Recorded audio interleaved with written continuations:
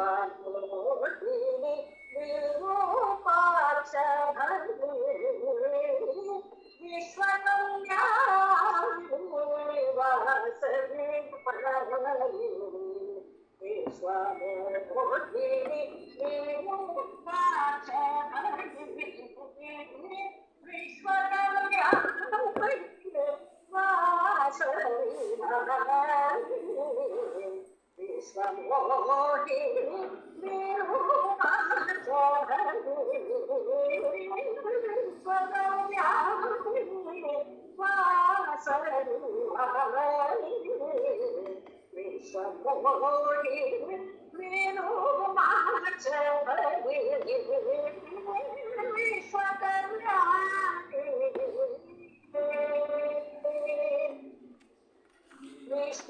विश्वेश्वरी विश्वपावनी विश्वेश्वरी विश्वपावनी विश्वेश्वरी विश्वपावनी विश्वेश्वरी विश्वपावनी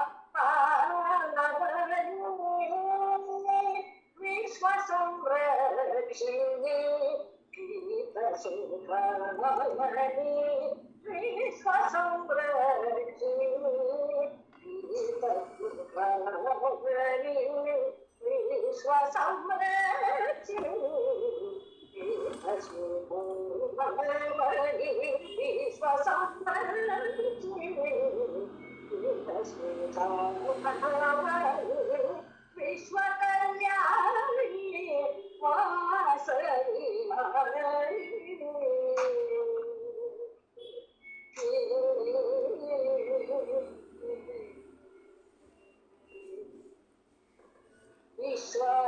विश्वरूपिणी विश्वव्यापिनी विश्वरूपिणी विश्वव्यापिनी विश्वशान्तिप्रदा धर्मस्थापिनी विश्वरूपिणी विश्वव्यापिनी विश्वशान्तिप्रदा धर्मस्थापिनी विश्वभ्रमणकारिणी कात्यायनी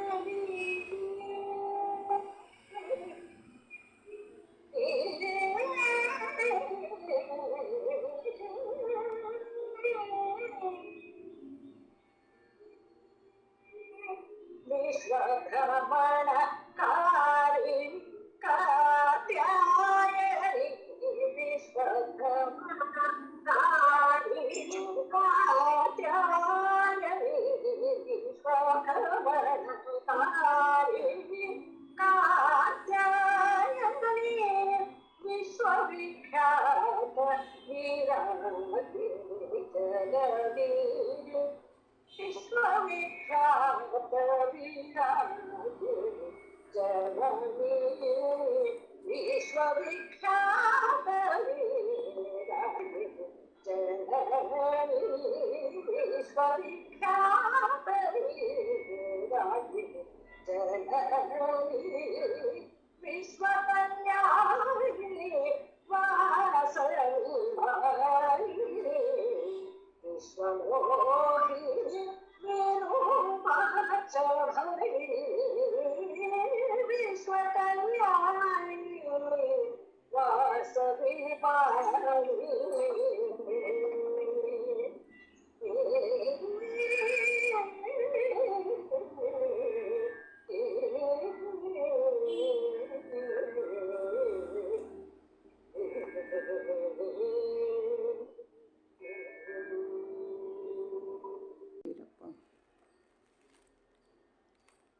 ಉದ್ವಾಹು ವಂಶವೃಕ್ಷ. ಕುಸುಮನ ಆಗಮನವಾದ ಮೇಲೆ ರಾಜದಂಪತಿಗಳಿಗೆ ಕಾಲಚಕ್ರವು ತ್ವರಿತಗತಿಯಲ್ಲಿ ತಿರುಗುತ್ತಿರುವಂತೆ ಭಾಸವಾಯಿತು. ಎಲ್ಲ ಋತುಗಳು ವಸಂತ ಋತುಗಳಾದವು. ರಾಜಕುಮಾರನ ಗುಣವಂತಿಕೆ, ನಿಷ್ಠಾವಂತಿಕೆ, ಸದಾಚಾರ ಸಂಪನ್ನತೆ ಹೆತ್ತವರಿಗೆ ಅಚ್ಚರಿ ಮೂಡಿಸಿದವು. ರಾಜಪುತ್ರನಾದರೂ ತನ್ನ ಜನನೀ ಜನಕರಿಗೆ ಮಾತ್ರವಲ್ಲದೆ ಮಂತ್ರಿ ಸೇನಾಧಿಪತಿಗಳಿಗೂ ಬಂಧು ಬಾಂಧವರಿಗೂ ಅಚ್ಚುಮೆಚ್ಚಿನ ಭಾವಿ ರಾಜನೆನಿಸಿದನು. ತನ್ನ ನಯ ವಿನಯ ಪ್ರೀತಿ ಮಮತೆ ವಿಧೇಯತೆಗಳಿಂದ ಹೆತ್ತವರ ಮನದಲ್ಲೂ ಗೌರವ ಆದರ ವಿಶ್ವಾಸಗಳಿಂದ ಮಂತ್ರಿ ಸೇನಾಧಿಪತಿಗಳ ಮನದಲ್ಲೂ ಸಮಭಾವ ದಯಾಭಾವ ಔದಾರ್ಯಗಳಿಂದ ಪ್ರಜಾಹೃದಯದಲ್ಲೂ ಪ್ರೀತಿ ಮೈತ್ರಿ ಸಹಭಾಗಿತ್ವಗಳಿಂದ ಬಂಧು ಮಿತ್ರ ಕುಲಬಾಂಧವರ ಎದೆಯಲ್ಲಿಯೂ ನೆಲೆಸುತ್ತಾ ಬಂದನು. ಕೆಲವು ಕಾಲ ರಾಜವೈಭವದ ನಡುವೆ ಆನಂದಿಸುತ್ತಿದ್ದರೂ ಆಶ್ರಮದಲ್ಲಿ ನಡೆದು ಬಂದ ದಾರಿಯಲ್ಲಿ ಶ್ರದ್ಧೆಯು ಹೆಚ್ಚುತ್ತಲೇ ಹೋಯಿತು. ಸೂರ್ಯೋದಯಕ್ಕೆ ಮುನ್ನವೇ ಎದ್ದು ದೈವಧ್ಯಾನ ಯೋಗ ಸಾಧನೆ ಅಧ್ಯಯನ ಗುರುಧ್ಯಾನಗಳನ್ನು ಬಿಡದೆ ಪಾಲಿಸುವ ನೇಮದಲ್ಲಿ ನಿಷ್ಠಾವಂತನಾಗಿದ್ದನು. ರಾಜ್ಯದ ಆಡಳಿತ ಕಾರ್ಯಗಳಲ್ಲಿ ಕಲಹರನು ಮಗನನ್ನು ತೊಡಗಿಸುತ್ತಾ ತಾನು ಹೋದ ಕಡೆಗೆಲ್ಲ ಅವನನ್ನು ತನ್ನೊಂದಿಗೆ ಕರೆದೊಯ್ಯುತ್ತಿದ್ದನು. ತಮ್ಮ ಸಾಮ್ರಾಜ್ಯದ ರಾಜಧಾನಿಯಾದ ಪೆನುಗೊಂಡೆಯ ಹಾಗೂ ಮಿಕ್ಕ 17 ಪಟ್ಟಣಗಳ ಪ್ರಮುಖರೊಡನೆ ತನ್ನ ಪುತ್ರನಿಗೆ ಸಮ್ಮಿಲನಾವಕಾಶವನ್ನು ಕಲ್ಪಿಸಿ ಅವರಲ್ಲಿ ಪರಸ್ಪರ ಸ್ನೇಹಾಭಿಮಾನಗಳನ್ನು ಉಂಟುಮಾಡಿದನು. ಕುಸುಮನು ಮಿತಭಾಷಿಯಾದರೂ ಅವನ ವಚನಗಳಲ್ಲಿ ಸೌಮ್ಯತೆ ಗುಣಶ್ರೀಮಂತಿಗೆ ಗಾಂಭೀರ್ಯಗಳನ್ನು ಕಂಡು ಬೆರಗಾದ ಕೆಲವು ವೈಶ್ಯನಾಯಕರು ಪುರದ ಗಣ್ಯ ವ್ಯಕ್ತಿಗಳು, ರಾಜ, ನಿನ್ನ ಪೂರ್ವಜರ ಸಾಧನೆಗಳ ಅಂಶಗಳನ್ನೆಲ್ಲ ಬಳುವಳಿಯಾಗಿ ತಂದಿರುವಂತಿದ್ದಾನೆ ಈ ಯುವರಾಜನು ಎಂದು ಮೆಚ್ಚಿ ನುಡಿದರು. ಸರ್, ಇಷ್ಟು ಎಕ್ಸ್ಪ್ಲೈನ್ ಮಾಡ್ತೀರಾ? ನಮಸ್ಕಾರ ಎಲ್ಲರಿಗೂ. ಉದ್ವಾಹು ವಂಶವೃಕ್ಷದ ಬಗೆಗೆ ಮತ್ತೆ ವಂಶದ ಮೂಲಕ ಹರಿದು ಬರುವ ಗುಣಗಳ ಬಗೆಗೆ ಒಂದು ವಿಶೇಷವಾದ ಒಳನೋಟವನ್ನ ಈ ಒಂದು ಪ್ಯಾರಾದಲ್ಲಿ ನಾವು ನೋಡಬಹುದು. ಒಂದು ಜನಸಮುದಾಯವನ್ನ ಮುನ್ನಡೆಸಬೇಕು ಅಂತ ಅನ್ನೋದಾದ್ರೆ ಅದು ಸಾಮಾನ್ಯವಾದಂತಹ ಮಾನವರಿಗೆ ಸಾಧ್ಯವಿಲ್ಲದ ಸಂಗತಿ. ಹಾಗಾಗಿ ಆ ಒಂದು ಕಾರ್ಯಕ್ಕೆ ದೈವ ನಿಯೋಜನೆ ಆಗುವಾಗಲೇನೆ ಅಥವಾ ಆ ಒಂದು ಸಮೂಹವನ್ನು ಮುನ್ನಡೆಸ್ತಕ್ಕಂಥ ಯಾವ ರಾಜರಿರ್ತಾರೆ ಅವರ ಪ್ರಾರ್ಥನೆಯ ಮೇರೆಗೆ ಭಗವತ್ ಶಕ್ತಿಗಳು ಅಥವಾ ಭಗವಂತನ ಕೃಪಾರೂಪದೊಳಗಡೆಗೆ ಕೆಲವು ಸಾಮರ್ಥ್ಯಗಳು ವಿಶೇಷವಾಗಿ ಸಂತಾನದಲ್ಲಿ ಬರಬೇಕಾಗುತ್ತೆ. ಅದು ಬಹಳ ವಿಶೇಷವಾಗಿ ಇಲ್ಲಿ ನಾವು ನೋಡಬಹುದು ಈ ಪ್ಯಾರಾದಲ್ಲಿ. ಸಾಮಾನ್ಯತೆಗೆ ಯಾವಾಗಲೂ ಒಂದು ದೈವಿಕವಾದಂತಹ ಶಕ್ತಿಯ ಒಂದು ಸ್ಪರ್ಶವಾದಾಗ ಅಸಾಮಾನ್ಯತೆ ಅನ್ನೋದು ಕೂಡಿ ವಿಶೇಷ ಅಂತ ಅನಿಸಕ್ಕೆ ಶುರುವಾಗುತ್ತೆ. ಅದು 2 ಥರದಲ್ಲಾಗುತ್ತೆ. ಒಂದು ಪ್ರಾರ್ಥನೆಯಿಂದ ಆಗುತ್ತೆ, ಇನ್ನೊಂದು ಭಗವಂತನ ಕೃಪೆಯಿಂದ ಆಗುತ್ತೆ. ಒಂದು ಆರೋಹಣ, ಇನ್ನೊಂದು ಅವರೋಹಣ ಅಂತ ಹೇಳಿ ಹೇಳ್ತಾರೆ. ಯಾರನ್ನೋ ಒಬ್ಬರನ್ನ ಆರಿಸಿಕೊಂಡು ಭಗವಂತ ಅಥವಾ ಭಗವತ್ ಶಕ್ತಿ ಸೃಷ್ಟಿ ವ್ಯಾಪಾರದಲ್ಲಿ ಆ ಒಂದು ವ್ಯಕ್ತಿತ್ವದೊಳಗಡೆಗೆ ಸೇರಿ ತನ್ನ ಕಾರ್ಯದಲ್ಲಿ ಆ ವ್ಯಕ್ತಿತ್ವವನ್ನು ತೊಡಗಿಸುವಂಥದ್ದು. ಅದನ್ನು ನಾವು ಸಾಮಾನ್ಯವಾಗಿ ನೋಡ್ತೀವಿ. ನಾವು ಋಷಿಗಳಲ್ಲಿ, ಮುನಿಗಳಲ್ಲಿ, ಆಚಾರ್ಯರುಗಳಲ್ಲಿ, ಗುರುಗಳಲ್ಲಿ, ಹೀಗೆ ಸಾಮಾನ್ಯರಲ್ಲಿ ಇಲ್ಲೇ ಇರ್ತಕ್ಕಂಥ ಅಸಾಮಾನ್ಯವಾದ ಗುಣಗಳ ಗಣಗಳನ್ನ ನಾವು ಅಲ್ಲಿ ಸ್ವಲ್ಪ ಗಮನಿಸಿದ್ರೆ ಕಂಡ್ಕೊಳ್ಬೋದು. ಹಾಗೇನೆ ಯುವರಾಜನಲ್ಲೂ ಕೂಡ ಭವಿಷ್ಯದ ಭಗವಂತನ ಕಾರ್ಯಕ್ಕಾಗಿ ಬೇಕಾಗಿರ್ತಕ್ಕಂಥ ಎಲ್ಲ ಗುಣಗಳು, ಸಾಮರ್ಥ್ಯಗಳು, ಲಕ್ಷಣಗಳು ಮೈಗೂಡಿದಾವೆ ಅನ್ನುವಂಥದ್ದನ್ನ ಇಲ್ಲಿ ವಿವರಿಸಲಾಗಿದೆ. ಅದಕ್ಕೆ ಕಾರಣ ಏನು ಅಂತಂದ್ರೆ ತಂದೆ ತಾಯಿಗಳ ವಿಶೇಷವಾದಂಥ ಸಾಧನೆ, ಭಗವಂತನ ಮೇಲಿನ ಸಮರ್ಪಣಾ ಭಾವ, ಭಕ್ತಿ ಇತ್ಯಾದಿ. ಭಗವಂತನಿಗೆ ಯಾರು ಎಡೆ ಮಾಡಿಕೊಡ್ತಾರೋ ಅವರಲ್ಲಿ ಭಗವಂತ ಇಳಿದು ಬಂದು ತನ್ನನ್ನು ಪ್ರಕಟಿಸ್ತಾನೆ ಅನ್ನೋದಕ್ಕೆ ಇದು ಒಂದು ಉದಾಹರಣೆ. ಹಾಗಾಗಿ ಸಂತಾನಕಾಮಿಗಳಾದವರು ವಿಶೇಷವಾದ ಸಂತಾನಕ್ಕಾಗಿ ಯಜ್ಞ ಯಾಗಾದಿಗಳನ್ನ ಹಿಂದೆ ಮಾಡ್ತಾ ಇದ್ರು, ದಾನ ಧರ್ಮಗಳನ್ನ ಮಾಡ್ತಾ ಇದ್ರು, ಪ್ರಾರ್ಥನೆಗಳನ್ನ ಮಾಡ್ತಾ ಇದ್ರು, ಆರಾಧನೆಗಳನ್ನ ಮಾಡ್ತಾ ಇದ್ರು, ಭಕ್ತಿ ಕರ್ಮಗಳಲ್ಲಿ ತೊಡಗಿಸ್ಕೊಳ್ತಾ ಇದ್ರು ಅನ್ನೋದು ಇದೇ ಕಾರಣಕ್ಕಾಗಿ. ಹಾಗಲ್ಲದೆ ಸಂತಾನ ಸುಮ್ಮನೆ ಈ ತರದ ಒಂದು ಶ್ರೇಷ್ಠ ಸಂತಾನವಾಗಲಿಕ್ಕೆ ಸಾಧ್ಯವಿಲ್ಲ. ಹಾಗಾಗಿ ಸಂತಾನ ಪ್ರಾಪ್ತಿಗಾಗಿ ನಾವು ಯಾವ ತರದಲ್ಲಿ ಸನ್ನದ್ಧರಾಗಬೇಕು, ಯಾವ ಯಾವ ಕರ್ಮಗಳಲ್ಲಿ ತೊಡಗಬೇಕು ಅನ್ನೋಂಥದ್ದನ್ನ ಇಲ್ಲಿ ನಾವು ನೋಡ್ಬೋದು. ಅದರ ಫಲ ಹೇಗಿರುತ್ತೆ ಅನ್ನೋದನ್ನು ಕೂಡ ನಾವು ಇಲ್ಲಿ ನೋಡಬಹುದು. ಅತ್ಯಂತ ವಿಶೇಷವಾಗಿ ರಾಜೇಶ್ವರಿ ಅವರು ಅದನ್ನು ದಾಖಲಿಸಿದ್ದಾರೆ ಇಲ್ಲಿ. ಹೌದು ಸರ್. ಉದ್ವಾಹು ವಂಶಜರ ಹಿರಿಮೆ ಗರಿಮೆಗಳನ್ನು ಪೆನುಗೊಂಡೆಯ ಮಹಾನಗರದ ಶ್ರೇಷ್ಠರು ವೃದ್ಧರು ಬಹುಬಾರಿ ನೆನಪಿಸಿಕೊಳ್ಳುತ್ತಿದ್ದುದನ್ನು ಯುವರಾಜನಾದ ಕುಸುಮಗುಪ್ತನು ಗಮನಿಸಿದ್ದನು. ತನ್ನ ವಂಶವೃಕ್ಷವನ್ನು ತಿಳಿದುಕೊಳ್ಳುವ ಬಯಕೆಯು ತನ್ನ ಪುತ್ರನಲ್ಲಿ ಮೂಡಿದೆ ಎಂದು ನೃಪಾಲನು ತಿಳಿದುಕೊಂಡನು. ಇದೀಗ ತಾನೇ ಗುರುಕುಲವಾಸದಿಂದ ಸ್ವಪರಿವಾರಕ್ಕೆ ಬಂದ ಮಗನ ಎದೆಯ ಬಳ್ಳಿಯಲ್ಲಿ ಮಾತಾ ಪಿತೃಭಕ್ತಿ, ಬಂಧು ಮಮತೆ, ಸ್ವಕುಲ ಧರ್ಮನಿಷ್ಠೆ, ಸ್ವಂತ ವಂಶಜರ ಮೇಲಿನ ಅಭಿಮಾನದ ರೆಂಬೆಗಳು ಚಿಗುರೊಡೆದು ವ್ಯಕ್ತವಾದ ಮೇಲೆ ತಾನೇ ತಿಳಿಸೋಣವೆಂದುಕೊಂಡಿದ್ದನು. ಆದರೆ ರಾಜನ ನಿರೀಕ್ಷೆಯ ಸಮಯಕ್ಕಿಂತ ಮೊದಲೇ ರಾಜಕುಮಾರನು ತನ್ನ ವಂಶ ಪರಂಪರೆಯನ್ನು ಅವರ ಅದ್ಭುತ ಸಾಧನೆಗಳನ್ನು ತನಗೆ ತಿಳಿಸಬೇಕೆಂದು ತನ್ನ ಜನಕನಲ್ಲಿ ಪ್ರಾರ್ಥಿಸಿದನು.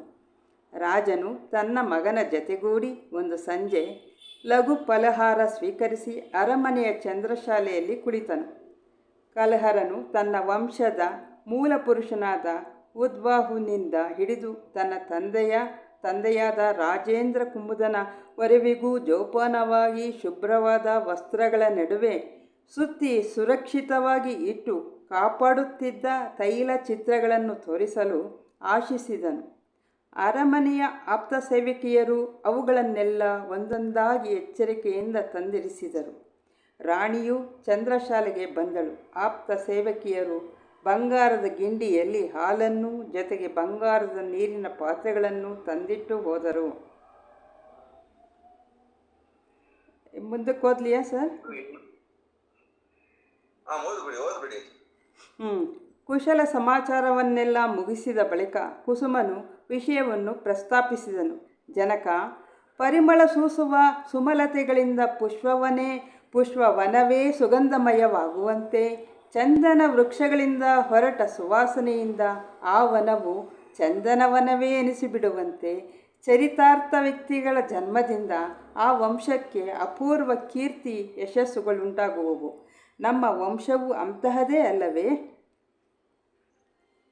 ಪುತ್ರನ ಪ್ರಶ್ನೆಗೆ ತನ್ನ ವಂಶಾಭಿಮಾನದಿಂದ ಕಲಹರ ನೃಪಾಲನು ಉತ್ತರಿಸಿದನು.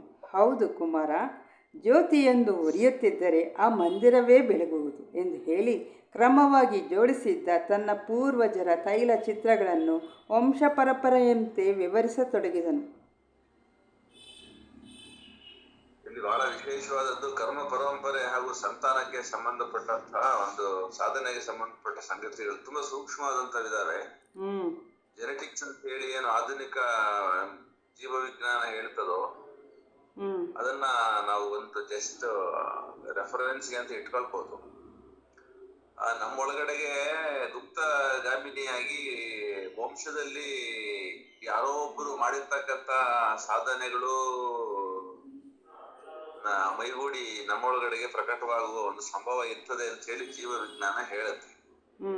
ಅದು 50% ಅಂತ ಹೇಳ್ತದೆ ಜೀವ ವಿಜ್ಞಾನ. ಇನ್ನ 50% ಯಾವ ಸನ್ನಿವೇಶದಲ್ಲಿ ಜನನ ಆಗುತ್ತೆ ಆ ಸನ್ನಿವೇಶದ ಪ್ರಭಾವ ಮುದ್ರೆಗಳ ಒಂದು ಇದಿರ್ತದೆ ವ್ಯಕ್ತಿತ್ವದಲ್ಲಿ ಅಂತ ಕೂಡ ಅದು ಹೇಳುತ್ತೆ. ಅದು ವೆಸ್ಟರ್ನ್ ಸೈಕಾಲಜಿ ಮತ್ತು ವೆಸ್ಟರ್ನ್ ಬಯಾಲಜಿ, ವೆಸ್ಟರ್ನ್ ಸೈನ್ಸ್ ನಲ್ಲಿ ಅದಾಗುತ್ತೆ. ಆದ್ರೆ ನಮ್ಮಲ್ಲಿ ಪೂರ್ವಾತ್ಯ ಮನಃಶಾಸ್ತ್ರ ಮತ್ತು ತತ್ವಶಾಸ್ತ್ರದ ಹಿನ್ನೆಲೆಯಲ್ಲಿ ನಾವು ಬೇರೆನೆ ನೋಡ್ತೀವಿ. ನಾವು ಅದು ಕರ್ಮಕ್ಕೆ ನಾವು ಪುನರ್ಜನ್ಮಕ್ಕೆ ಬಹಳ ವಿಶೇಷವಾದ ಒತ್ತು ಕೊಡ್ತೀವಿ. ನಾವು ನಮಗೂ ಪಾಶ್ಚಿಮಾತ್ಯ ಚಿಂತನೆಗೂ ಇದು ಬಹಳ ಮುಖ್ಯ ವ್ಯತ್ಯಾಸ. ಅಲ್ಲಿ ಕರ್ಮ ಮತ್ತು ಪುನರ್ಜನ್ಮದ ಬಗ್ಗೆ ಹೆಚ್ಚಿನ ತಿಳುವಳಿಕೆ ಇಲ್ಲ, ಮತ್ತೆ ಹೆಚ್ಚಿನ ಪ್ರಯೋಗಗಳಾಗಿಲ್ಲ. ಆದ್ರೆ ನಮ್ಮಲ್ಲಿ ಯಾವುದೇ ಶಾಸ್ತ್ರ ಗ್ರಂಥಗಳ ಅಧ್ಯಯನ ಮಾಡಿದ್ರೆ ಆ ಕರ್ಮ ಅನ್ನೋದು ಜನ್ಮಕ್ಕೆ ಕಾರಣವಾಗುತ್ತೆ ಅನ್ನೋದು ನಮ್ಗೆಲ್ಲ ಚೆನ್ನಾಗಿ ನಂಬಿಕೆಗೆ ಅತ್ಯಂತ ಸೂಕ್ತವಾದಂತ ಒಂದು ತತ್ವ.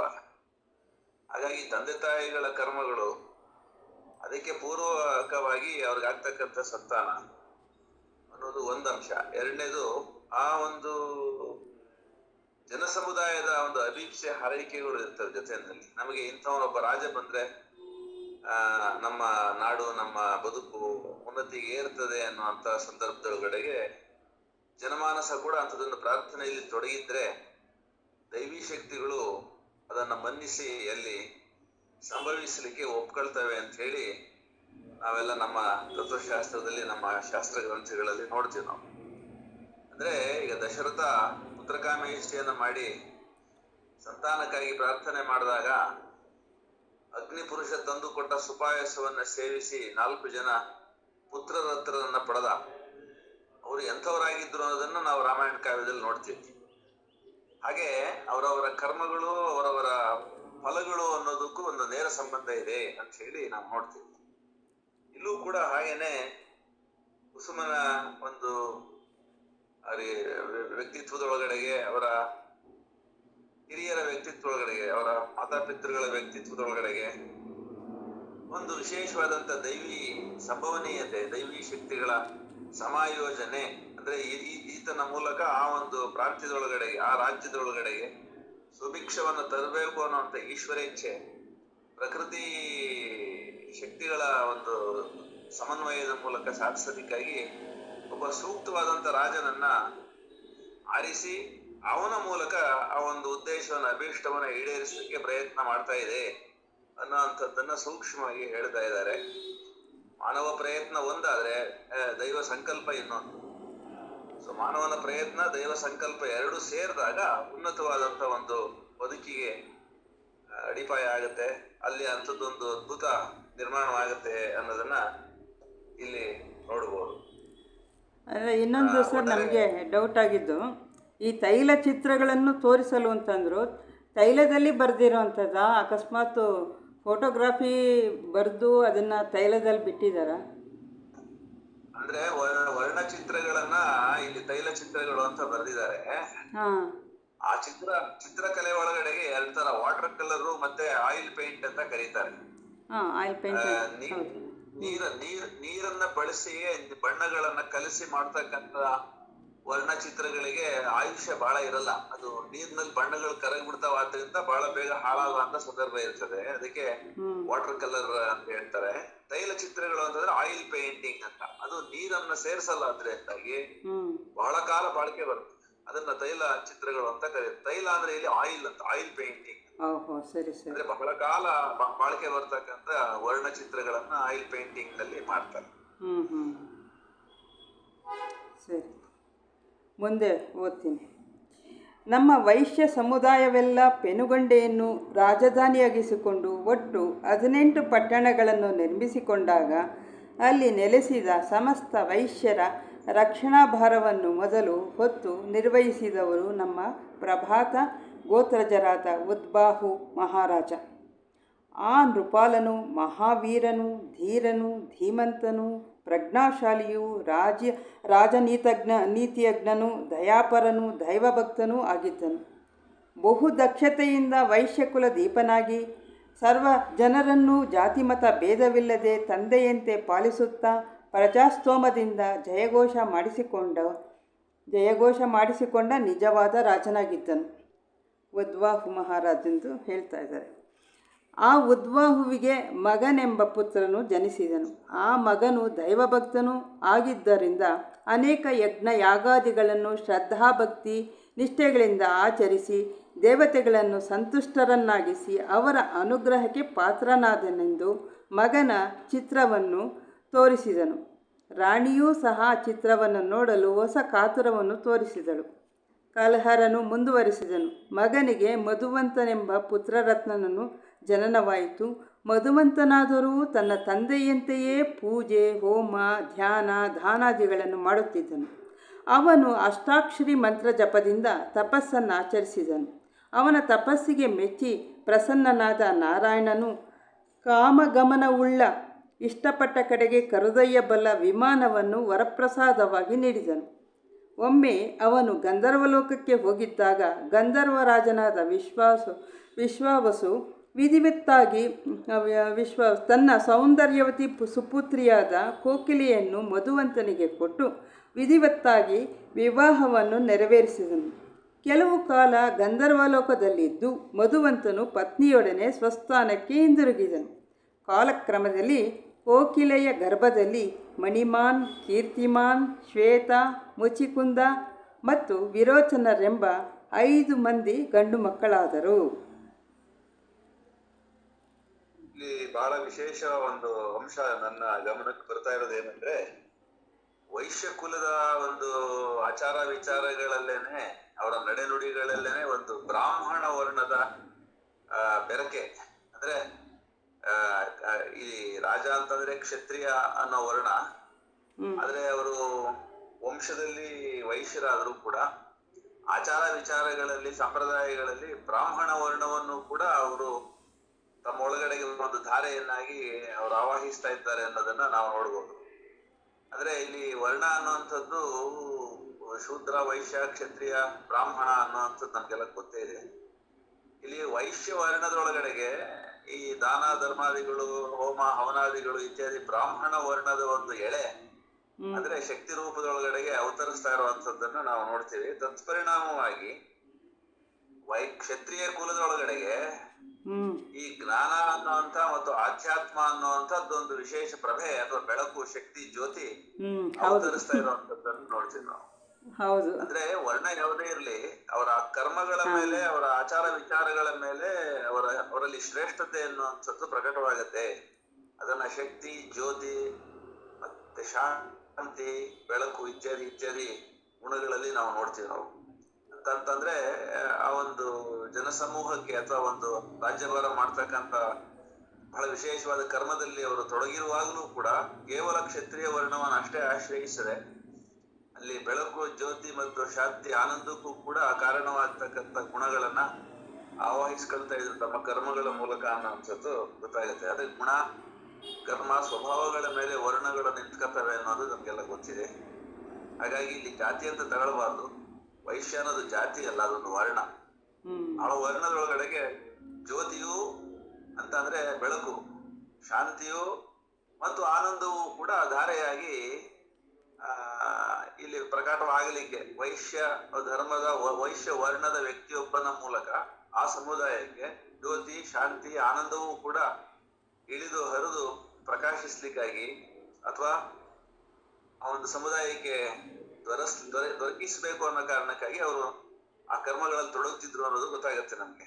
ಯಾವ ಕರ್ಮಗಳು ಅಂತಂದ್ರೆ ಶ್ರದ್ಧೆ, ಭಕ್ತಿ, ನಿಷ್ಠೆಗಳಿಂದ ಮಾಡ್ತಕ್ಕಂಥ ಯಾವುದೇ ಕರ್ಮ, ಅದು ಪೂಜೆ ಇರಲಿ, ಉಪಾಸನೆ ಇರಲಿ, ಆರಾಧನೆ ಇರಲಿ, ದಾನ ಧರ್ಮಗಳಿರ್ಲಿ, ಅವೆಲ್ಲವೂ ಕೂಡ ಈ ಜ್ಯೋತಿ, ಶಾಂತಿ, ಬೆಳಕು, ಆನಂದಕ್ಕೆ ಕಾರಣವಾಗ್ತವೆ ಅನ್ನುವಂಥದ್ದು ಬಹಳ ವಿಶೇಷ.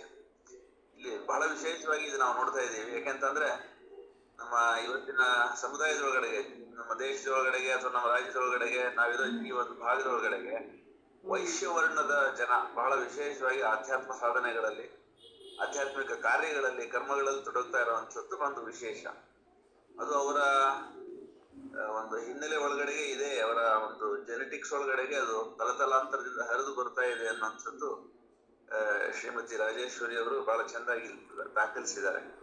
ಅದು ವರ್ತಮಾನದಲ್ಲಿ ಹೌದು ಕೂಡ. ಬ್ರಾಹ್ಮಣ ವರ್ಣದ ಜನಾಂಗಕ್ಕಿಂತಲೂ ವೈಶ್ಯ ವರ್ಣದ ಜನಾಂಗದಲ್ಲಿ ಆಧ್ಯಾತ್ಮಿಕ ಸಾಧನೆಗೆ ದುಡಿತ ಜಾಸ್ತಿ ಇದೆ. ಆ ತರದ ಕರ್ಮಗಳಲ್ಲಿ ಅವರು ತೊಡಗ್ತಾ ಇದ್ದಾರೆ, ಅವ್ರ ದುಡಿಮೆಯಲ್ಲಿ ಅದಕ್ಕಾಗಿ ವಿನಿಯೋಗಿಸ್ತಾ ಇದ್ದಾರೆ. ಅಂದ್ರೆ ಯಾವುದು ಶಾಂತಿ, ಯಾವುದು ಆನಂದ, ಯಾವುದು ಜ್ಯೋತಿಗಾಗಿ ಅಂತ ಇದೆಯೋ ಆ ಕರ್ಮಗಳಲ್ಲಿ ಇವರು ತೊಡಗ್ತಾ ಇದ್ದಾರೆ. ಹಿಂದೆ ಬ್ರಾಹ್ಮಣರು ತೊಡಗ್ತಾ ಇದ್ರು ಆ ಕರ್ಮದಲ್ಲಿ. ಈ ಹೊತ್ತು ಅದನ್ನ ವೈಶ್ಯ ವರ್ಣದ ಜನಾಂಗದವರು ತಗೊಳ್ತಾ ಇದ್ದಾರೆ ಜವಾಬ್ದಾರಿಯನ್ನ. ಸಮಾಜದಲ್ಲಿ ಶಾಂತಿ, ಸಮಾಜದಲ್ಲಿ ಬೆಳಕು, ನೆಮ್ಮದಿ, ಆನಂದಕ್ಕಾಗಿ ಏನ್ ಮಾಡ್ಬೇಕು ಕರ್ಮಗಳು, ಆ ಕರ್ಮಗಳಲ್ಲಿ ಇವರು ತೊಡಗ್ತಾ ಇದ್ದಾರೆ ಅನ್ನೋದು ಬಹಳ ವಿಶೇಷ. ಅದು ಜ್ವಲಂತ ಉದಾಹರಣೆನೂ ಇದೆಯಲ್ಲ ಸರ್. ನಮ್ಮ ಮಾತಾಜಿಯವರು ಇಬ್ಬರೂ ಹೆಣ್ಮಕ್ಳಾದ್ರೂ ಅವರು ಬ್ರಹ್ಮನಿಷ್ಠೆ, ಬ್ರಹ್ಮಜ್ಞಾನ ಪಡಿಲೇಬೇಕು ಅಂತ ಹೇಳಿ ಅವರು ಹೊರಟು ಆ ಬ್ರಹ್ಮಜ್ಞಾನವನ್ನು ಪಡೆದು ಇವಾಗ ಹಂಚುತ್ತಾ ಇದ್ದಾರಲ್ಲ, ಇದು ಜ್ವಲಂತ ಉದಾಹರಣೆ ನಮಗೆ ಕಣ್ಣು ಕಾಣ್ತಾ ಇದೆಯಲ್ಲ ಸರ್. ಅದನ್ನೇ ನಾವು ಇಲ್ಲೂ ಕೂಡ ಈ ಸಾಹಿತ್ಯದಲ್ಲೂ ಕೂಡ ಅದು ಗುಪ್ತವಾಗಿ ನಮಗೆ ಗೋಚರಿಸ್ತದೆ. ಅದು ಕಣ್ಣಿದ್ದವ್ರಿಗೆ ಕಾಣ್ತದೆ, ಎಲ್ರಿಗೂ ಕಾಣಲ್ಲ. ಮಧ್ಯೆ ಪ್ರವೇಶಿಸಿ ಕುಸುಮಗುಪ್ತನು ಆತರ ಸಂತಾನವೇ ಇದೆ ನೋಡಿ. ಮಗ ಮಧುವಂತ, ಮಣಿಮಾನ್, ಕೀರ್ತಿಮಾನ್, ಶ್ವೇತ, ಮುಚಿಕುಂದ, ವಿರೋಚನ ಎಲ್ಲ ಹೆಸರುಗಳಲ್ಲೂ ಕೂಡ ಆ, ಕೇವಲ ದರ್ಪ, ಅಧಿಕಾರದ ದರ್ಪ, ದಬ್ಬಾಳಿಕೆ, ಆಡಳಿತ, ಈ ಮುಸಲ್ಮಾನ್ ರಾಜರುಗಳಲ್ಲಿ ಇರುವಂತದ್ದು ಕ್ರೌರ್ಯ, ದರ್ಪ ಇತ್ಯಾದಿಗಳಿಲ್ಲ. ಹ್ಞೂ ಈ ಒಂದು ಸಮುದಾಯದೊಳಗಡೆ, ರಾಜ ಸಮುದಾಯದೊಳಗಡೆ ಅದು ಅವರ ಕರ್ಮಗಳಲ್ಲಿ ಅದು ಕಾರಣವನ್ನು ನಾವು ನೋಡ್ಬೋದು. ಅದು ಓದ್ಬಿಟ್ಟು ನಂಗೆ ತುಂಬಾ ಖುಷಿ ಆಯಿತು ಸರ್. ಈ ಆಗಿನ ಕಾಲದಲ್ಲೇ ಅವರು ಅಷ್ಟು ಪ್ರಾಮಿನೆನ್ಸ್ ಕೊಟ್ಟು ಮಾಡಿ ಮತ್ತು ಗಂಧರ್ವ ಲೋಕಕ್ಕೂ ಹೋಗಿ ಬಂದಿದ್ದಾರೆ ಅಂತಂದರೆ ಏನು ಹುಡುಗಾಟ ಅಲ್ಲ ಅಂತ ಅನ್ನಿಸ್ಬಿಡ್ತು. ಬರೀ ವೈಶ್ಯ ಜನ ಅಂತಂದರೆ ನೀವು ಹೇಳ್ದಂಗೆ ಇವಾಗ ಬರೀ ವೈಶ್ಯರು ಅಂತ ಅನ್ನಲ್ಲ, ಬರೀ ತಿನ್ನೋದು ವ್ಯಾಪಾರ ಮಾಡೋದು ಅಲ್ವೇ ಅಲ್ಲ ಅಂಥೇಳಿ ಇವಾಗ ಅದೊಂದು ಚೆನ್ನಾಗಿ ನಮಗೆ ಪ್ರೂವ್ ಮಾಡ್ದಂಗೆ ಆಯಿತು. ಜ್ವಲಂತ ಉದಾಹರಣೆಗಳು ಆವಾಗಲೂ ಇದೆ, ಇವಾಗಲೂ ಇದೆ ಅಂತ. ಹೌದು. ಮಧ್ಯೆ ಪ್ರವೇಶಿಸಿ ಕುಸುಮಗುಪ್ತನು, ತುಲಾಧಾರ ಯಾರ ಮಗ ಎಂದು ಕೇಳಿದ. ತಾಳು ಮಗನೇ, ಸ್ವಲ್ಪ ಕಥೆಯು ಮುಂದುವರೆದರೆ ನಿನ್ನ ಪ್ರಶ್ನೆಗೆ ಖಂಡಿತ ಉತ್ತರ ದೊರೆಯುವುದು. ಕೋಕಿಲೆಯ ಪುತ್ರರಲ್ಲಿ ಕೊನೆಯ ಮಗನಾದ ವಿರೋಚನನಿಗೆ ತುಲಾಧಾರ ಮಣಿಧಾರ ಎಂಬ ಗಂಡು ಸಂತಾನವಾಯಿತು. ರಾಜನು ವಂಶ ಪರಂಪರೆಯ ಕ್ರಮದಲ್ಲಿ ಎಲ್ಲರ ಚಿತ್ರಗಳನ್ನು ತೋರಿಸುತ್ತಾ ವಂಶ ಚರಿತ್ರೆಯನ್ನು ವಿವರಿಸುತ್ತಾ ಬಂದನು. ಕುಸುಮ ಶ್ರೇಷ್ಠಿಯು ತುಲಾಧಾರನ ತೈಲಚಿತ್ರವನ್ನು ಕೈಯಲ್ಲಿ ಹಿಡಿದುಕೊಂಡು, ಪೂಜ್ಯ ತಂದೆಯೇ, ತುಲಾಧಾರನು ನಮ್ಮ ವಂಶಜನೇ, ನಾವೆಷ್ಟು ಭಾಗ್ಯವಂತರು ಎಂದು ಅಚ್ಚರಿಗೊಂಡನು. ರಾಜನು ತುಲಾಧಾರನ ಬಗ್ಗೆ ವಿವರಿಸತೊಡಗಿದನು. ರಾಣಿಯು ಎದ್ದು ಹೋಗಿ ರಾಜನಿಗೆ ಕುಸುಮನಿಗೂ ಕುಡಿಯಲು ಹಾಲನ್ನು ನೀಡಿದಳು. ಈರುವರು ಕ್ಷೀರಪಾನ ಮಾಡಿದ ಮೇಲೆ ಚರಿತ್ರೆಯು ಮುಂದೆ ಸಾಗತೊಡಗಿತು. ತುಲಾಧಾರನು ಕಾಶಿ ಕ್ಷೇತ್ರಕ್ಕೆ ಹೋಗಿ ಅಲ್ಲಿ ನೆಲೆಸಿ ಸಾಧನ ಚತುಷ್ಟಯ ಸಂಪನ್ನನಾಗಿ ಬ್ರಹ್ಮಜ್ಞಾನಿಯಾದನು. ಅಲ್ಲಿ ತಪಸ್ವಿಯಾಗಿದ್ದ ಜಾಜಲಿ ಎಂಬ ಬ್ರಾಹ್ಮಣೋತ್ತಮನ ಧರ್ಮೋತ್ತಮನಿಗೆ ಧರ್ಮೋಪದೇಶ ಮಾಡಿ ಕೀರ್ತಿಶಾಲಿಯಾದನು. ತನ್ನ ತಪೋ ಸಮಯದಲ್ಲಿ ತನ್ನ ಜಟೆಯಲ್ಲಿ ಕಳಿಂಗ ಪಕ್ಷಿಗಳು ವಾಸ ಮಾಡುತ್ತಾ ಮರಿಗಳನ್ನು ಹಾಕಿದವು. ಅಲ್ಲಿಯೇ ಮರಿಗಳು ರೆಕ್ಕೆ ಬಲಿತು ಹಾರುತ್ತಿದ್ದರೂ ತನ್ನ ತಪಸ್ಸಿಗೆ ಭಂಗವೆಂದುಕೊಳ್ಳದ ನಿಶ್ಚಲ ಚಿತ್ತದ ತಪೋನಿರತ ತಾನೆಂದು ಜಾಜಲಿಯು ಗರ್ವದಿಂದ ಮೆರೆಯುತ್ತಿದ್ದನು. ತುಲಾಧಾರನ ಔನ್ನತ್ಯದ ಬಗ್ಗೆ ಆಕಾಶವಾಣಿಯಿಂದ ತಿಳಿದುಕೊಂಡು ಕ್ರಯ ವಿಕ್ರಯ ಮಾಡುವಂತಹ ಓರ್ವ ವರ್ತಕನು ತುಲಾಧಾರನೆಂದು ತಿಳಿದು ವ್ಯಾಪಾರಿಯೊಬ್ಬನಿಗೆ ಯಾವ ಜ್ಞಾನವಿರಲು ಸಾಧ್ಯ ಎಂದು ಗರ್ವಿಸುತ್ತಾ ತುಲಾಧಾರನ ಬಳಿ ಸಾರಿದನು. ಅವನನ್ನು ಕಣ್ಣು ಮಿಟಿಕಿಸದೆ ದಿಟ್ಟಿಸಿ ನೋಡಿದನು. ತುಲಾಧಾರನಾದರೂ ಆ ಜಾಜಲಿಯನ್ನು ಅತ್ಯಂತ ಆದರದಿಂದ ಕಂಡು ಒಳಗೆ ಕರೆದೊಯ್ದು ಬರೀ ತಪಸ್ಸಿನಿಂದ ಕತ್ತಲೆಯ ಗವಿಯಿಂದ ಹೊರ ಬರಲಾಗದು. ಧರ್ಮದ ಮರ್ಮವನ್ನು, ಆತ್ಮತತ್ವವನ್ನು ಸರಿಯಾಗಿ ತಿಳಿದುಕೊಂಡು ಕರ್ಮಯೋಗಿಯಾಗಬೇಕೆಂದು, ಆಗ ಈಶ್ವರಾನುಗ್ರಹದಿಂದ ಆತ್ಮಜ್ಞಾನವು ಸಿದ್ಧಿಸುವುದೆಂದು ತಿಳಿಸಿದನು. ಅವನಿಗೆ ಸ್ವಕರ್ತ ಆಚರಣೆಗೆ ಪ್ರೇರಣೆಯಿತ್ತು. ಶುಭ ಕೋರಿ ಕಳುಹಿಸಿದನು. ಇದೇ ತುಲಾಧಾರನ ಕತೆ ಎಂದು ಹೇಳಿ ಸ್ವಲ್ಪ ಹೊತ್ತು ಮೌನ ತಾಳಿದನು. ಅದೇ ಆ ಸೂಕ್ಷ್ಮ ಬಹಳ ಚೆನ್ನಾಗಿ ಇಲ್ಲಿ ವಿವರಿಸಿದ್ದಾರೆ.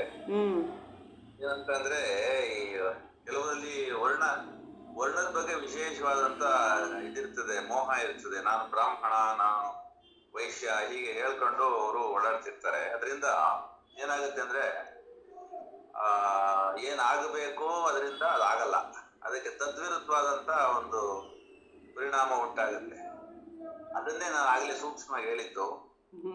ನಮ್ಮ ಸಮಾಜದೊಳಗಡೆಗೆ ಜ್ಞಾನವನ್ನ ಇನ್ನೊಬ್ಬರಿಗೆ ಹಂಚಲಾರದೆ, ತನಗೂ ಕೂಡ ಅದು ದಕ್ಕಲಾರದೆ ಅನೇಕ ಜನ ಕರ್ತವ್ಯ ಭ್ರಷ್ಟರಾಗಿ ತಮ್ಮ ಕರ್ತವ್ಯವನ್ನ ಪಾಲನೆ ಮಾಡದಿದ್ದಕ್ಕಾಗಿ ಇಡೀ ಸಮಾಜವನ್ನ ಬಲಿ ಕೊಡ್ತಾರೆ ಅನ್ನುವಂಥದ್ದನ್ನ ನಾವು ನಮ್ಮ ಭಾರತೀಯ ಒಂದು ಸಂದರ್ಭದೊಳಗಡೆಗೆ ನೋಡ್ತೀವಿ ನಾವು. ಅಂದ್ರೆ ಜ್ಞಾನ ಇರ್ಲಿ, ಹಣ ಇರ್ಲಿ, ಪ್ರೇಮ ಇರ್ಲಿ, ಏನೇ ಇರ್ಲಿ, ಅದು ಸಮುದಾಯದ ಒಳಿತಿಗಾಗಿ ಅಂತ ಆಗದೆ ಹೋದ್ರೆ ಸ್ವಾರ್ಥ ಆಗುತ್ತೆ. ಅದೇ ಬಂಧನಕ್ಕೆ ಕಾರಣ ಆಗುತ್ತೆ. ತನ್ನ ಜ್ಞಾನ ಇನ್ನೊಬ್ಬರಿಗೆ ಬೆಳಕಾಗದೆ ಹೋದ್ರೆ ತನಗೆ ಬೆಳಕಾಗ್ಲಿಕ್ಕೆ ಸಾಧ್ಯ ಇಲ್ಲ. ಅದು ಕಾರಣ ಏನಾಗುತ್ತೆ, ಅವನೊಳಗಡೆಗೆ ಒಂದು ಮದ ಅಥವಾ ಅಹಂಕಾರಕ್ಕೆ ಕಾರಣ ಆಗುತ್ತೆ. ನಾನು ತುಂಬಾ ತಿಳಿದವನು ಅನ್ನುವಂಥದ್ದೇ ಒಂದು ಬಂಧನಕ್ಕೆ ಕಾರಣ ಆಗುತ್ತೆ. ಯಾವುದೇ ಜ್ಞಾನ ಬಿಡುಗಡೆಗೆ ಕಾರಣ ಆಗ್ಬೇಕು ಬಿಟ್ರೆ ಬಂಧನಕ್ಕೆ ಕಾರಣ ಆಗ್ಬಾರ್ದು. ಹಾಗೆ ಬಹುತೇಕ ನಾವು ನಮ್ಮ ಪರಂಪರೆಗಳನ್ನು ನಾವು ಅವಲೋಕಿಸಿದಾಗ ಗೊತ್ತಾಗುತ್ತೆ, ಯಾರು ಕೇವಲ ತಪಸ್ಸನ್ನ ಆಚರಿಸಿ ಆ ತಪಸ್ಸಿನ ಫಲರೂಪದೊಳಗಡೆಗೆ ಜ್ಞಾನವನ್ನ ಅಥವಾ ಸಾಮರ್ಥ್ಯವನ್ನ ಅಥವಾ ಶಕ್ತಿಯನ್ನ ಅಸ್ತ್ರಗಳನ್ನ ಮಂತ್ರಗಳನ್ನ ಯಂತ್ರಗಳನ್ನ ತಂತ್ರಗಳನ್ನ ಕುರಿತಾಗಿ ಪ್ರಾರ್ಥನೆಯ ಮೂಲಕ ಪಡ್ಕೊಳ್ತಾರೋ ಅದನ್ನ ಯಾವ ಕಾರಣಕ್ಕಾಗಿ ವಿನಿಯೋಗಿಸ್ತಾರೆ ಅನ್ನೋದ್ರ ಮೇಲೆ ಅವರ ಗುಣ ಅನ್ನೋದು ನಿಂತ್ಕೊಳ್ಳುತ್ತೆ. ನಮಗೆಲ್ಲ ಗೊತ್ತಿದೆ, ಸತ್ವ ರಜಸ್ಸು ತಮಸ್ಸು ಅನ್ನೋದು 3 ಗುಣ. ಈ ತಾಪಸಿಗಳಾದ್ರೂ ಕೂಡ ಈ ತರದ 3 ಗುಣಗಳಲ್ಲಿ ತಮ್ಮ ತಪಶಕ್ತಿಯನ್ನ ಅವ್ರು ಸಂಗ್ರಹಿಸ್ಬೋದು, ವಿನಿಯೋಗಿಸ್ಬೋದು. ಅದಕ್ಕೆ ಬೇಕಾದ ಸುಧಾರಣೆಗಳಿದೆ. ವಿಶ್ವಾಮಿತ್ರ, ದುರ್ವಾಸ, ವಶಿಷ್ಠ ಇತ್ಯಾದಿ ನಾವು ಮಹರ್ಷಿಗಳನ್ನ ನೋಡುವಾಗ ಎಲ್ಲರೂ ಸಾಧನೆಗೆ ತೊಡಗಿದವರೇನೆ. ಆದ್ರೆ ಅವರ ಗುಣಗಳಲ್ಲಿ, ಅವರ ಸ್ವಭಾವಗಳಲ್ಲಿ, ಅವ್ರು ಮಾಡ್ತಕ್ಕಂಥ ಕರ್ಮಗಳಲ್ಲಿ ಅವರು ತಮ್ಮ ಭಿನ್ನತೆಯನ್ನ ನಮಗೆ ತೋರಿಸಿರೋದು ಗೊತ್ತಾಗುತ್ತೆ. ಹಾಗೆ ತಪಸ್ವಿಯಾದವನು ಕರ್ಮಠನಾದ್ರೆ ಯಾವುದೋ ಒಂದು ನಿರ್ದಿಷ್ಟವಾದಂತ ಶಕ್ತಿಯನ್ನು ಅರ್ಜಿಸ್ಲಿಕ್ಕಾಗಿ ಮತ್ತೆ ಅದನ್ನ ಕೇವಲ ಸ್ವಾರ್ಥಕ್ಕಾಗಿ ಮಾತ್ರ ಬಳಕೆ ಮಾಡ್ಬೇಕು ಅನ್ನೋ ಸಂಕಲ್ಪವುಳ್ಳವನಾದ್ರೆ ಅವನನ್ನ ತಾಮಸ ತಪಸ್ವಿ ಅಂತ ಹೇಳಿ ಕರೀಬಹುದು. ಒಂದು ಗೂಢವಾದ ಗಾಢವಾದ ಕತ್ತಲೆ ಅವನೊಳಗಡೆಗೆ ಇಟ್ಕೊಂಡೇ ಇರ್ತಾನ. ಆ ತಪಸ್ಸು ಅವನೊಳಗಡೆಗಿನ ಕತ್ತಲೆಯನ್ನ ಹೋಗಲಾಡಿಸ್ಲಿಕ್ಕೆ ಸಾಧ್ಯ ಇಲ್ಲ ಅನ್ನುವಂಥದ್ದು ಬಹಳ ವಿಶೇಷವಾಗಿ ನಮಗೆ ಇಲ್ಲಿ ಹೇಳ್ಕೊಡ್ತಾ ಇದ್ದಾರೆ ಇವರು. ಈ ಜಾಜಲಿ ಅನ್ನೋನು ಆ ತರದವನೊಬ್ಬ. ಅವನು ತನ್ನ ವಿಶೇಷವಾದ ತಪಸ್ಸಿನ ಶಕ್ತಿಯನ್ನ ಬಳಸ್ಕೊಂಡು ಅಹಂಕಾರವನ್ನ ಹೆಚ್ಚು ಮಾಡ್ಕೊಳ್ತಾ ಹೋಗ್ತಾನೆ. ತತ್ಪರಿಣಾಮವಾಗಿ ತುಲಾಧಾರನನ್ನ ಅವನು ಎದುರಾದಾಗ ತುಲಾಧಾರ ಅವನಿಗೆ ತೋರಿಸ್ಕೊಡ್ತಾನೆ, ಅವನಲ್ಲಿರೋ ತಾಮಸವನ್ನ, ಅವನ ಕತ್ತಲನೆ ತೋರಿಸ್ಕೊಡ್ತಾನೆ. ಅಂದ್ರೆ ಯಾರು ತಮ್ಮ ಜ್ಞಾನವನ್ನ, ತಮ್ಮ ಸಂಪತ್ತನ್ನ, ತಮ್ಮ ಶಕ್ತಿಯನ್ನ ಪಾರಮಾರ್ಥಿಕಕ್ಕಾಗಿ ಅಂತ ವಿನಿಯೋಗಿಸಲ್ವೋ ಅವರನ್ನ ರಾಕ್ಷಸರು ಅಂತ ಕರೀತಾರೆ. ತಮ್ಮ ಶಕ್ತಿ ಸಾಮರ್ಥ್ಯ, ತಮ್ಮೊಳಗಿರ್ತಕ್ಕಂಥ ಸಂಪತ್ತನ್ನ ಪರಮಾರ್ಥಕ್ಕಾಗಿ ವಿನಿಯೋಗಿಸೋರನ್ನ ದೇವತೆಗಳು ಅಂತ ಕರೀತಾರೆ. ಮನುಷ್ಯರಲ್ಲಿ 2 ಉಂಟು, ದೇವತಾ ಶಕ್ತಿಗಳು ಉಂಟು, ರಾಕ್ಷಸಿ ಶಕ್ತಿಗಳು ಉಂಟು. ಅದಕ್ಕಾಗಿ ಮನುಷ್ಯನನ್ನ ಮಧ್ಯಮ ಅಂತ ಕರೀತಾರೆ. ಅವನು ತನ್ನೊಳಗಿನ ಶಕ್ತಿ ಸಾಮರ್ಥ್ಯಗಳನ್ನ ಪರಹಿತಕ್ಕಾಗಿ ಬಳಸಿದ್ರೆ ದೈವಕ್ಕೆ ಹತ್ರ ಆಗ್ತಾನೆ. ಪರರ ಪೀಡನೆಗಾಗಿ ಬಳಸಿದ್ರೆ ಅಥವಾ ತನ್ನ ಅಹಂಕಾರವನ್ನ ಮೆರೀಲಿಕ್ಕಾಗಿ ಅವನು ಬಳಸಿದ್ರೆ ಅವನು ಅಸುರಿ ಆಗ್ತಾನೆ. ಹಾಗಾಗಿ ಅಸುರಿ ಶಕ್ತಿಗಳು ಮತ್ತು ದೈವಿ ಶಕ್ತಿಗಳು ಮನುಷ್ಯನೊಳಗಡೆಗೆ ಕರ್ತವ್ಯ ಮಾಡ್ತಾ ಇರೋಂಥದ್ದನ್ನ ನಾವು ಇವತ್ತು ನೋಡ್ತೀವಿ. ಮನುಷ್ಯ ರೂಪದಲ್ಲಿ ಅನೇಕರು ರಾಕ್ಷಸರಂತೆ ವರ್ತಿಸೋದು, ಮನುಷ್ಯ ರೂಪದಲ್ಲಿ ಅನೇಕರು ದೇವತಾ ಸಮಾನರಾಗಿ ವರ್ತಿಸುವಂಥದ್ದನ್ನ ನಾವು ನೋಡ್ತೀವಿ. ನಾವು ಇವತ್ತು ಕೂಡ ನೋಡ್ತಾ ಇದೀವಿ ನಾವು. ಹಾಗಾಗಿ ನಮ್ಮೊಳಗಡೆಗೆ ಯಾವ ಶಕ್ತಿಗಳಿದಾವೆ ಅನ್ನೋದನ್ನ ನೋಡ್ಕೊಂಡು ಯಾವ ಕಾರಣಕ್ಕಾಗಿ ವಿನಿಯೋಗಿಸ್ತೀವಿ ಅನ್ನೋದ್ರ ಮೇಲೆ ನಾವು ಊರ್ಧ್ವಮುಖ ಚಲನೆ ಒಳಗಡೆಗೆ ಅಥವಾ ಅಧೋಮುಖ ಚಲನೆ ಒಳಗಡೆಗೆ ಇರ್ಲಿಕ್ಕೆ ಬರುತ್ತೆ ಅನ್ನೋಂಥದ್ದನ್ನ ಇಲ್ಲಿ ಬಹಳ ವಿಶೇಷವಾಗಿ ಒಂದು ಉದಾಹರಣೆ ಮೂಲಕ ಹೇಳ್ಕೊಡ್ತಾ ಇದ್ದಾರೆ ಅಂತ ಕಾಣ್ತದೆ. ಅದಕ್ಕಾಗಿ ಸ್ವಕರ್ತವ್ಯಾಚರಣೆ ಅಂತ ಒಂದು ಶಬ್ದ ಹೇಳ್ತಾರೆ. ಸ್ವಕರ್ತವ್ಯಾಚರಣೆ ಅಂದ್ರೆ ಏನು ಅನ್ನೋದು ಬಹಳ ವಿಶೇಷ. ನಮಗ್ ಮೊದಲು ತಿಳಿದಬಹುದು ನಮ್ಮ ಸ್ವಭಾವ ಏನು, ನಮ್ಮ ಶಕ್ತಿಗಳೇನು, ನಮ್ಮೊಳಗಡೆ ಯಾವ ಒಂದು ವಿಶೇಷವಾದ ಪ್ರೇರಣೆಗಳು ಉಂಟಾಗ್ತವೆ, ನಮ್ಮ ವಾಸನೆಗಳೇನು ಅನ್ನೋದನ್ನ ಯಾರು ನೋಡ್ಕೊಳ್ಳಲ್ವೋ ಅವ್ರಿಗೆ ಗೊತ್ತಾಗಲ್ಲ. ನಾನು ಏನ್ ಮಾಡ್ಬೇಕು, ಏನ್ ಮಾಡ್ತಾ ಇದ್ದೀನಿ, ತಪ್ಪು ಸರಿ ಏನು ಗೊತ್ತಾಗೋದಿಲ್ಲ. ಹಾಗಾಗಿ ಮೊದಲು ಅದನ್ನೇ ಸ್ವಧರ್ಮ ಅಂತ ಕೂಡ ಹೇಳ್ತಾರೆ. ಎಲ್ಲರೂ ಎಲ್ಲ ಕೆಲಸವನ್ನ ಮಾಡ್ಲಿಕ್ಕಾಗಿ ಇಲ್ಲಿ ಬಂದವರಲ್ಲ. ಪ್ರತಿಯೊಬ್ಬ ಮನುಷ್ಯನಿಗೂ ಒಂದು ನಿರ್ದಿಷ್ಟವಾದ ಕಾರ್ಯಭಾರ ಇದೆ. ಅದಕ್ಕೆ ಬೇಕಾಗಿರ್ತಕ್ಕಂಥ ಸಾಮರ್ಥ್ಯಗಳಿದಾವೆ. ಅದು ಬುದ್ಧಿ ಇರ್ಬೋದು, ಪ್ರಾಣ ಇರ್ಬೋದು, ದೇಹ ಇರ್ಬೋದು, ಮನಸ್ಸಿರ್ಬೋದು, ಏನೆಲ್ಲ ಸೂಕ್ಷ್ಮವಾದಂತ ಅವಯವಗಳಿದಾವೆ, ಉಪಕರಣಗಳಿದಾವೆ, ಅವು ನಿರ್ದಿಷ್ಟವಾಗಿ ಕೆಲಸ ಮಾಡ್ತಾರೆ.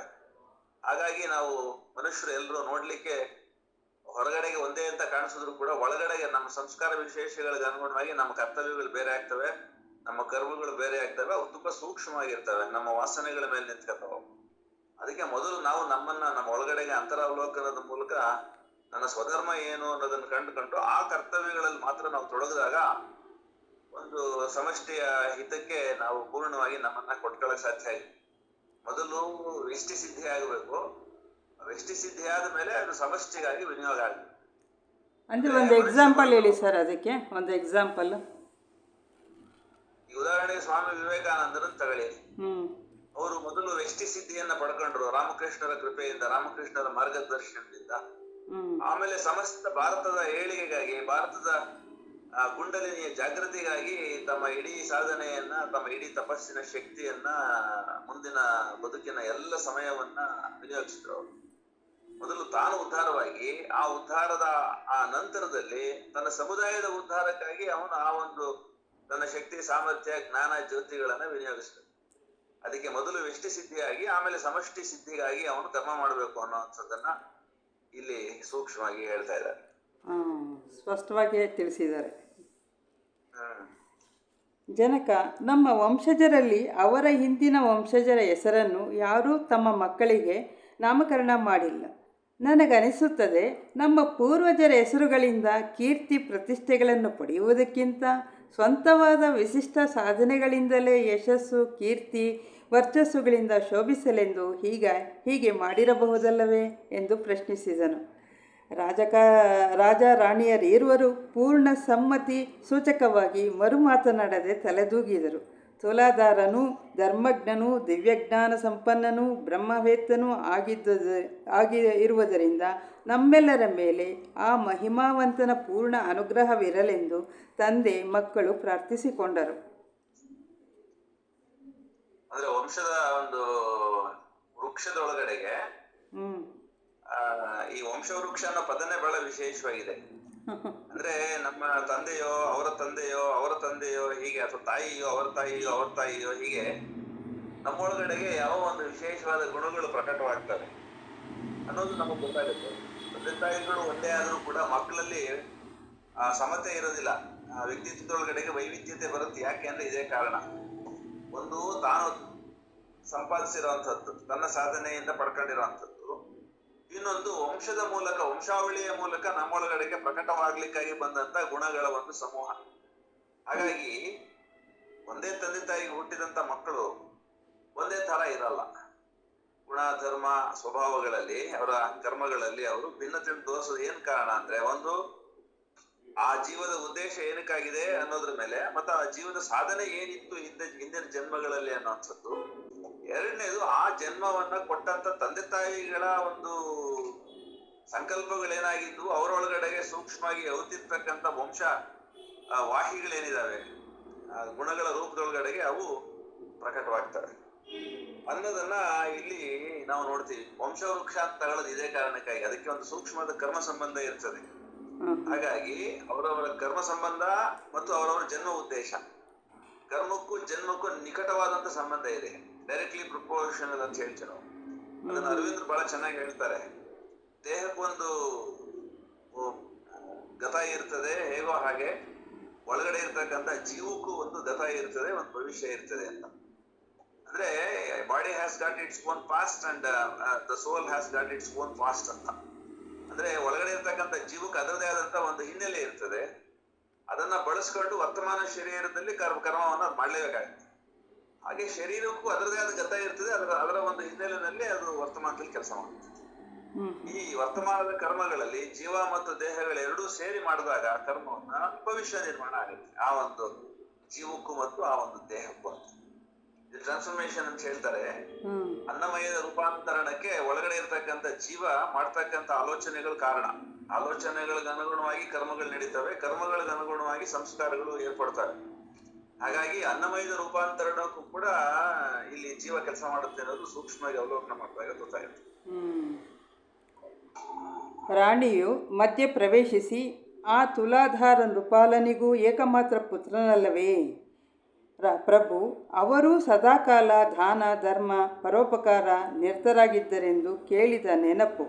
ಅವರ ಹೆಸರು ಸ್ವಲ್ಪ ಹೊತ್ತು ನೆನಪಿಸಿಕೊಂಡು ಮಣಿಗ್ರೀವ ಎಂದು ತನ್ನ ವಂಶಜರ ಹೆಸರನ್ನು ಗೌರವ ಮರ್ಯಾದೆಗಳಿಂದ ಹೇಳುತ್ತಾ ಮಣಿಗ್ರೀವರ ಮಗನಾದ ಜಟಿಲ ಚಿತ್ರ ತೋರಿಸಿ ತನ್ನ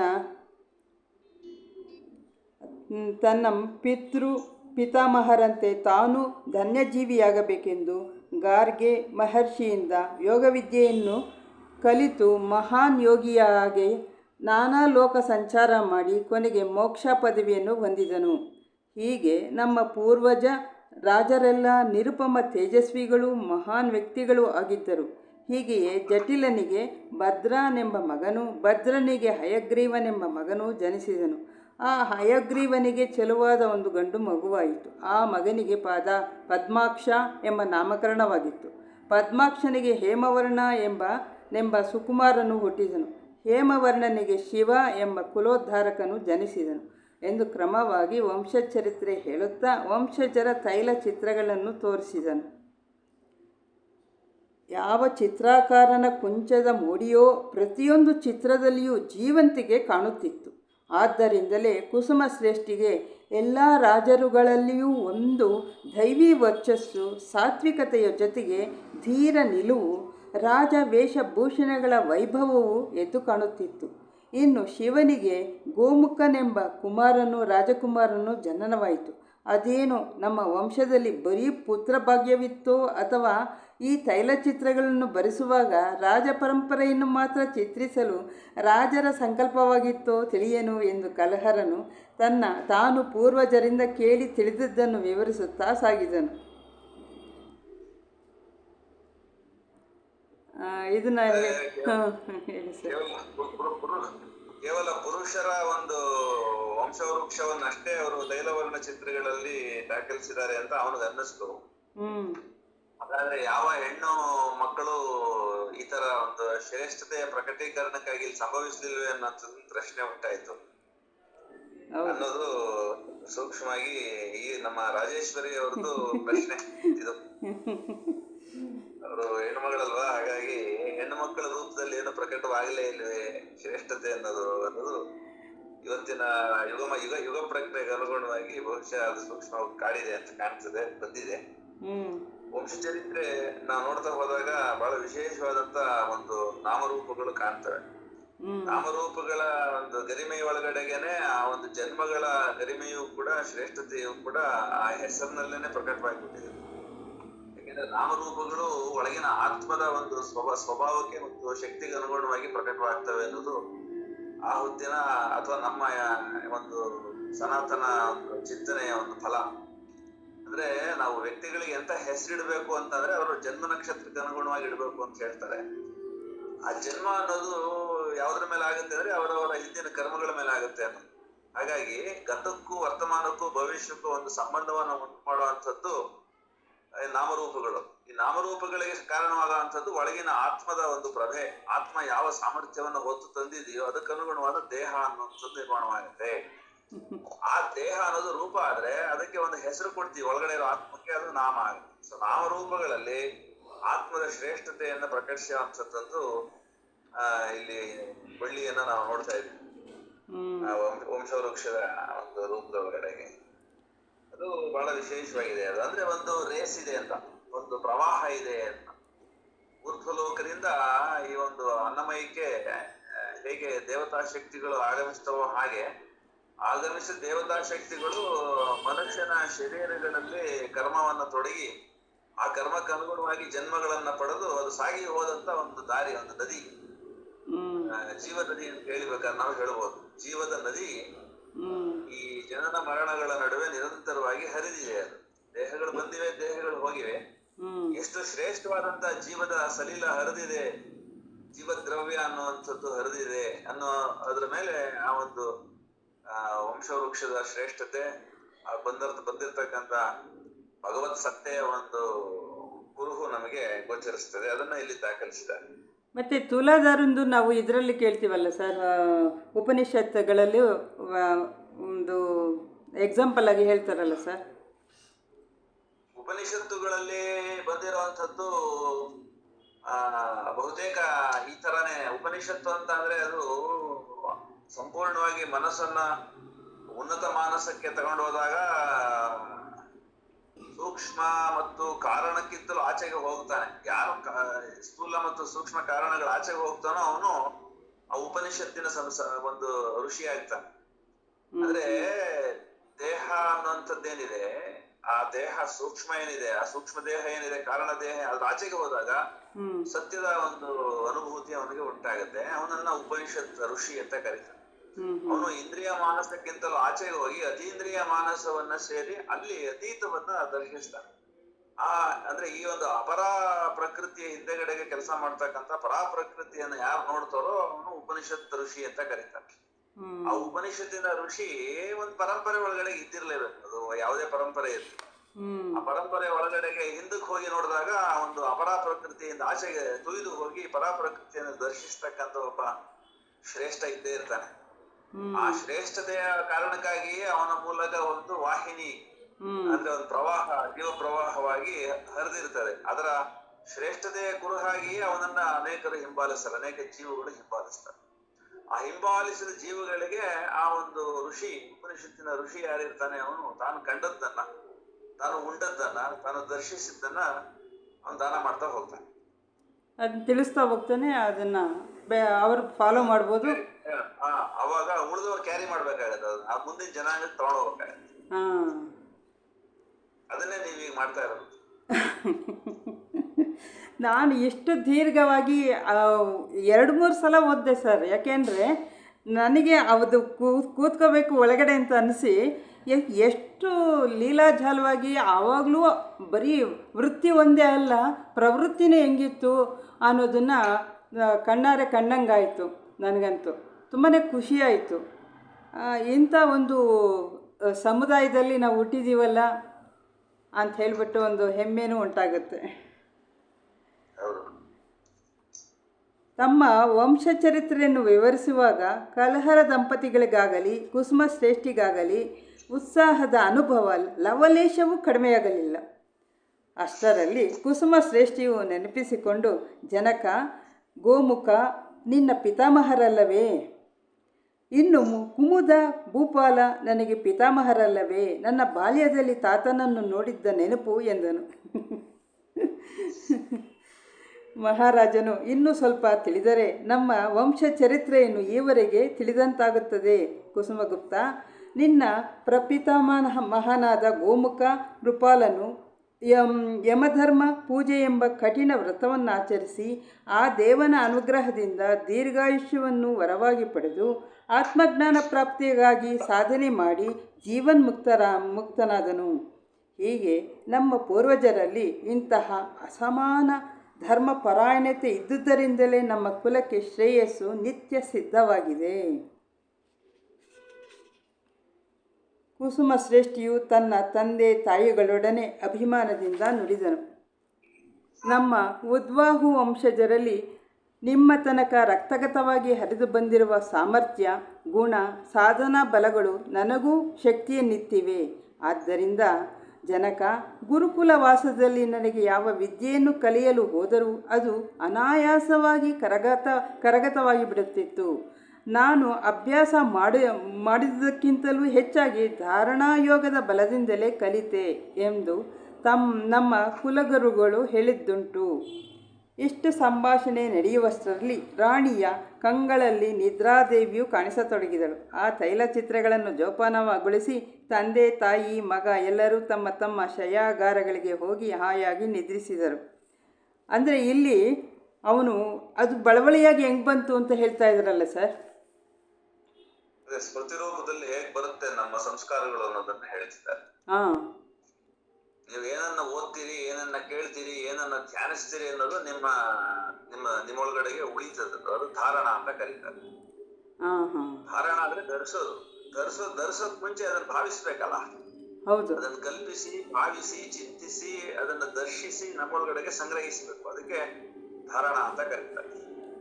ನೀವು ಏನನ್ನ ಚಿಂತನೆ ಮಾಡ್ತೀರೋ ಅದನ್ನ ಧರಿಸ್ತೀರಿ, ಏನನ್ನ ಭಾವಿಸ್ತೀರೋ ಅದನ್ನ ಧರಿಸ್ತೀರಿ. ಅದು ನಿಮ್ಮೊಳಗಡೆಗೆ ತನ್ನ ಒಂದು ಸಂಸ್ಕಾರ ರೂಪದೊಳಗಡೆಗೆ, ಸ್ಮೃತಿ ರೂಪದೊಳಗಡೆಗೆ ಉಳಿತದೆ. ಮತ್ತೆ ಮುಂದಿನ ಜನಾಂಗಕ್ಕೆ ಅದು ಕ್ಯಾರಿ ಆಗಿ ಬಳವಳಿಯಾಗಿ ಮುಂದಕ್ಕೆ ಹೋಗುತ್ತೆ. ಅದನ್ನ ಹೇಳ್ತಾ ಇದ್ದಾರೆ. ಮರುದಿನ ರಾತ್ರಿ ಕಲ್ಹರನು ಕುಸುಮಗುಪ್ತನನ್ನು ಸನಿಹಕ್ಕೆ ಕರೆದು, ಕುಸುಮಗುಪ್ತ, ಗುರುಕುಲವಾಸದಲ್ಲಿ ನೀನೆಲ್ಲ ವಿದ್ಯೆಗಳನ್ನು ಕಲಿತು ಸರ್ವವಿದ್ಯಾ ಪಾರಂಗತನಾಗಿರುವೆ. ನಿನಗೆ ಧರ್ಮ ಮತ್ತು ಜ್ಞಾನದ ಬಗ್ಗೆ ನಾನೇನು ತಿಳಿಸುವಂತಿಲ್ಲ. ಆದರೆ ನಮ್ಮ ವೈಶ್ಯ ಜನಾಂಗದ ಬಾಲಕನಾಗಿದ್ದ ಧರ್ಮನಂದನನ ಆದರ್ಶ ಬದುಕನ್ನು ನಾವು ತಪ್ಪದೇ ತಿಳಿಯಬೇಕಾಗಿದೆ. ಕೇಳು. ಅದನ್ನು ತನ್ನ ಪಿತಾಮಹರಾಗಿದ್ದ ಗೋಮುಖ ನೃಪಾಲ ನನಗೆ ಹೇಳಿದ್ದರು. ನಿನಗೆ ಕೇಳಲು ಆಸಕ್ತಿ ಇದೆಯಲ್ಲವೇ ಎಂದು ಕೇಳಿದನು. ಜನಕ, ನಮ್ಮ ಪೂರ್ವಜ ಆದರ್ಶ ವ್ಯಕ್ತಿಗಳ ಜೀವನದ ಹಿರಿಮೆಯನ್ನು ತಿಳಿದುಕೊಳ್ಳುವುದರಲ್ಲಿ ನನಗೆ ತುಂಬ ಆಸಕ್ತಿ ಇದೆ. ಆದರ್ಶ ಜೀವನವೆಂದರೆ ಜನ್ಮದ ಸಾರ್ಥಕ್ಯವಲ್ಲವೇ? ಓರ್ವ ಮಹಾನ್ ವ್ಯಕ್ತಿ ಒಂದು ವಂಶದಲ್ಲಿ ಜನಿಸಿ ಮುಕ್ತಾತ್ಮನಾದರೆ ಆ ವಂಶದ 21 ತಲೆಗಳು ಸದ್ಗತಿ ಹೊಂದುತ್ತವೆ ಎಂದು ಬುಧವಾಣಿ ಇದೆ. ಆ ಮುಕ್ತನ ಹಿಂದಿನ 10 ತಲೆಮಾರಿನವರೆವಿಗೂ ನಂತರ 10 ತಲೆಮಾರಿನವರೆವಿಗೂ ಸದ್ಗತಿಯಾಗುವುದು.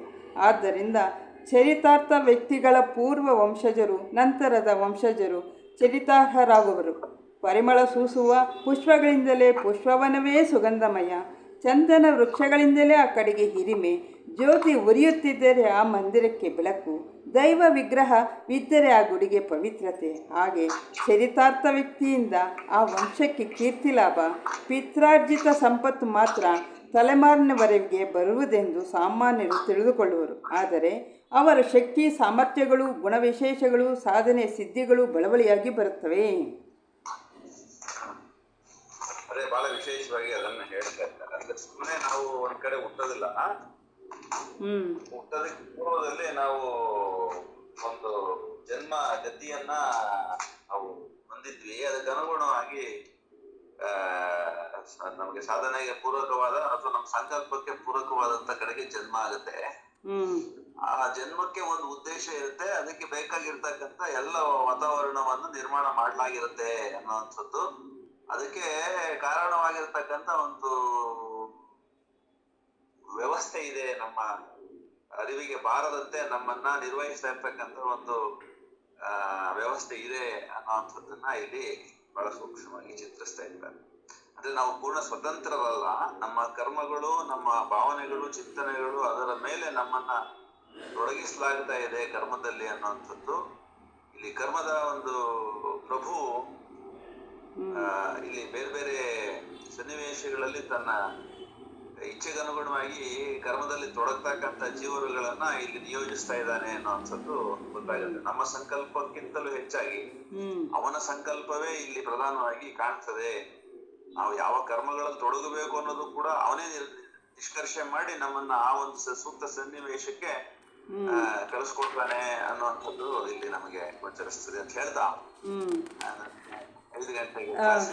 ತುಂಬನೇ ಸಂತೋಷ ಆಯಿತು ಸರ್. ಅಷ್ಟು ಮುಗೀತು, ಅದಕ್ಕೋಸ್ಕರ ಒಂದು ಚಾಪ್ಟರ್ ಆದಂಗೆ ಆಯಿತು.